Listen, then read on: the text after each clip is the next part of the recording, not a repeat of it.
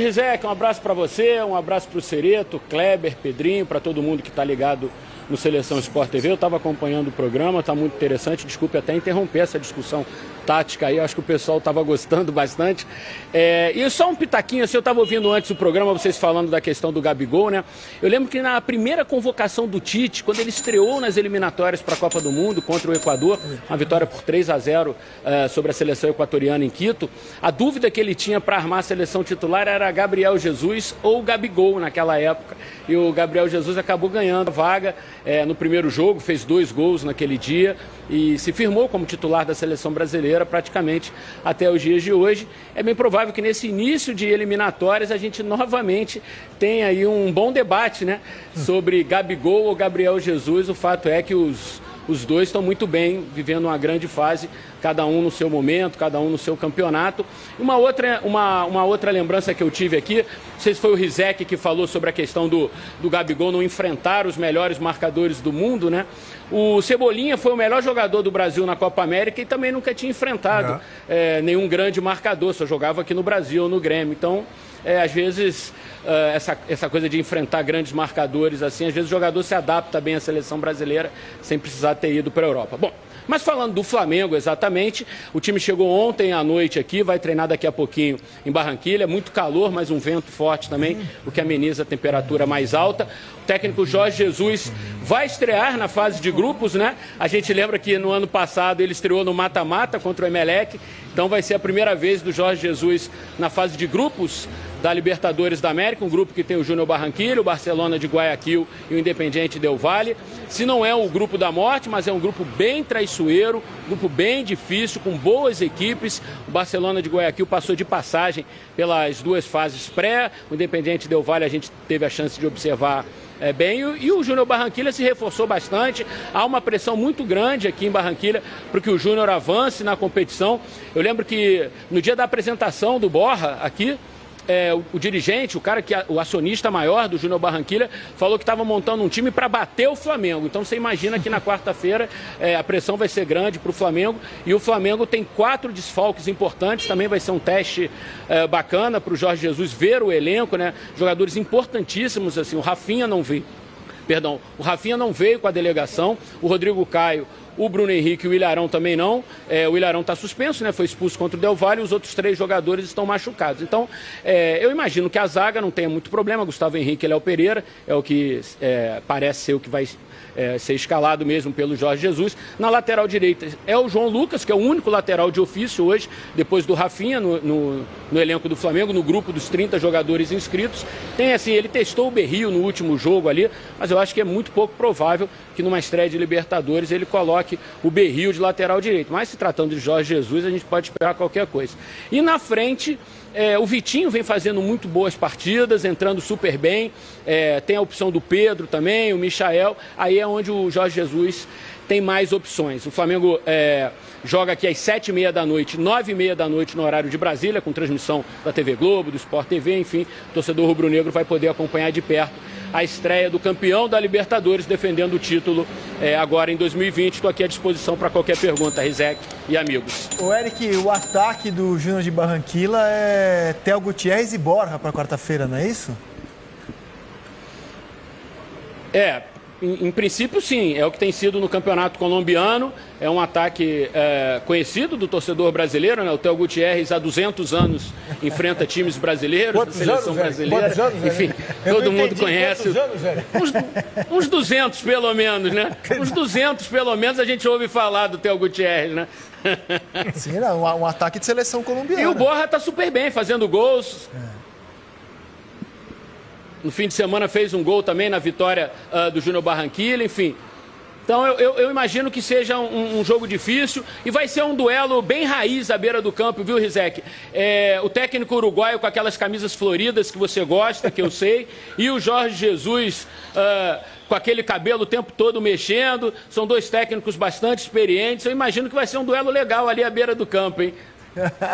Valeu, Eric. Bom trabalho por aí, meu velho. Obrigado pela participação. Aquele abraço. Valeu, amigos. Um abração para todo mundo aí. O Everton ter sido destaque da Copa América é aquilo que a gente falou. Ele foi experimentado na Copa América.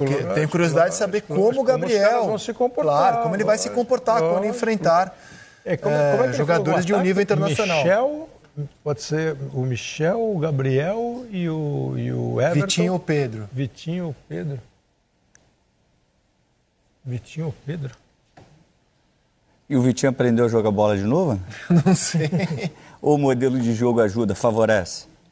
É chato falar isso, mas hoje é uma realidade do futebol que às vezes a gente quer se confrontar com ela, mas é realidade. E eu sempre bato nisso. Antigamente, e não é demérito, o jogo era muito mais intuitivo do que de organização. Hoje as ações dos atletas elas são muito controladas. E você pode potencializar isso ou você pode minimizar a qualidade do atleta. Esse homem de beirada que a gente fala tanto, a gente viu diversas vezes aqui no Campeonato Brasileiro, jogador com potencial para ser agressivo, só que ele tinha 70 ações defensivas e 30 ofensivas. Então, assim, você diminui o potencial do cara. E a questão é uma discussão muito legal sobre isso, porque quando você rema um pouquinho contra a maré, ou você não entende nada de futebol, ou você é maluco. Porque, assim, é óbvio que o Van Dijk é um dos melhores zagueiros do mundo. Claro que é. O cara botou na frente dele do sábado. Só que o confronto, hoje o jogo não tem muito mano a mano, André. Hoje o jogo é muito formado por linhas. Hoje quem tem mais o confronto são os laterais com os extremos, como foi o Arnold com o Bruno Henrique. O Van Dijk, ele é muito pouco exigido de forma direta num confronto de mano a mano. Para fazer o que ele faz, ele joga demais. Ele é inteligente, ele tem bom passe, ele constrói o jogo. Você pega o Mari, cobertura. Você pega o Pablo Mari e bota ele num confronto direto com um atacante de velocidade. Ele vai sofrer. Só que a ideia de jogo do Jorge Jesus beneficiou e escondeu algumas deficiências do Pablo Mari. Diminui as possibilidades dele ter esse tipo de confronto. Porque ele passa o tempo inteiro construindo o jogo. Ele tem pouco confronto. Por isso que é muito cruel a gente falar assim, o Gabigol não enfrentou os melhores. Mas espera aí. Qual foi o enfrentamento que esses melhores tiveram com jogadores de alto nível também? Por que só os jogadores de alto nível estão na Europa? Porque são as melhores ligas? Pode ser, mas o Gabriel não tem capacidade. É muito cruel quando a gente joga no pacote. Teve na Inter de Milão e não jogou. Como é que ele foi usado? Qual era a função que ele exercia? Então a gente joga... mas não pode tirar dele também. Claro. A parcela dele. Ele teve na Inter e no Benfica. Tudo bem. Então, assim, ou você não entende nada de futebol, ou você é maluco. Porque, assim, é óbvio que o Van Dijk é um dos melhores zagueiros do mundo. Claro que é. O cara botou na frente dele do sábado. Só que o confronto... Hoje o jogo não tem muito mano a mano, André. Hoje o jogo é muito formado por linhas. Hoje quem tem mais o confronto são os laterais com os extremos, como foi o Arnold com o Bruno Henrique. O Van Dijk, ele é muito pouco exigido de forma direta num confronto de mano a mano. Para fazer o que ele faz, ele joga demais. Ele é inteligente, ele tem bom passe, ele constrói o jogo. Você pega o Mari, cobertura. Você pega o Pablo Mari e bota ele num confronto direto com um atacante de velocidade. Ele vai sofrer. Só que a ideia de jogo do Jorge Jesus beneficiou e escondeu algumas deficiências do Pablo Mari. Diminui as possibilidades dele ter esse tipo de confronto. Porque ele passa o tempo inteiro construindo o jogo. Ele tem pouco confronto. Por isso que é muito cruel a gente falar assim, o Gabigol não enfrentou os melhores. Mas espera aí. Qual foi o enfrentamento que esses melhores tiveram com jogadores de alto nível também? Por que só os jogadores de alto nível estão na Europa? Porque são as melhores ligas? Pode ser, mas o Gabriel não tem capacidade. É muito cruel quando a gente joga no pacote. Teve na Inter de Milão e não jogou. Como é que ele foi usado? Qual era a função que ele exercia? Então a gente joga... mas não pode tirar dele também. Claro. A parcela dele. Ele teve na Inter e no Benfica. Tudo bem. Então, assim, como é que a gente quer o Gerson na seleção brasileira hoje se ele não foi bem na Europa? Então a gente cai em contradição. Ele não foi bem na Europa, por quê? Tem que ter um porquê. A gente tem que avaliar o contexto, né? Se não foi bem na Europa. Às vezes o cara... Eu joguei no mundo árabe com um treinador alemão que me botou de lateral esquerdo. Você foi bem ou você foi mal de lateral esquerdo? Horrível. Eu tô dando um exemplo. Às vezes o contexto do jogo, o Gerson pode ter jogado na mesma posição que ele joga hoje no Flamengo, mas fazendo funções diferentes, muito mais defensivas do que ofensivas. Então, assim, a avaliação tem que ser mais profunda. Por isso que seleção é complicado. Quando você fala de clube, né? Você fala de toda uma formação de uma equipe que tem uma temporada inteira para ela ser pensada, para ela ser testada, construída, para ela ser melhorada, alterada. Então é o ano inteiro que você tem para montar. A seleção nacional, você vê quem está jogando bem.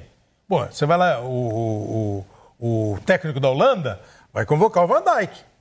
Vai botar o Van Dijk para jogar.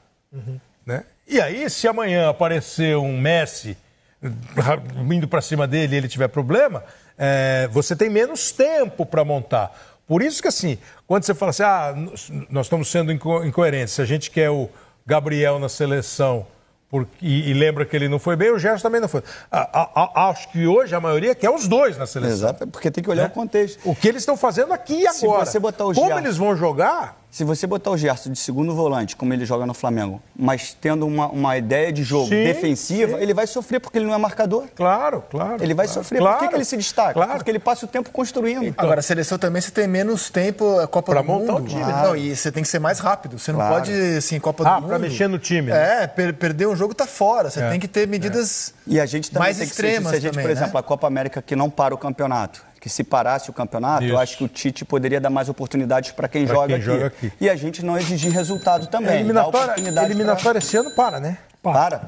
Eliminatória para. Copa América não. Copa América e Olimpíadas não param. Né? Não, vai depender agora da negociação da CBF com os clubes para os Jogos de Tóquio. É duro, assim. A gente dá rasteira no Tite, reclama do Tite, mas é duro, né? Porque o cara, assim, você tem que... Eu fico imaginando se eu tivesse na função de treinador. Claro, por que você vai convocar o Gerson? Porque ele está jogando assim. Não tem sentido eu usar o Gerson de um jeito diferente. Senão não é para estar lá. Aí não convoca. Exatamente. Então, e às vezes a gente não respeita isso também, né? Como nós gostamos de escolher os jogadores pelo que eles estão jogando, não é assim que a gente faz? Pô, quem está jogando pra caramba? O Gerson, o Gabriel. Mas a gente quase nunca monta um time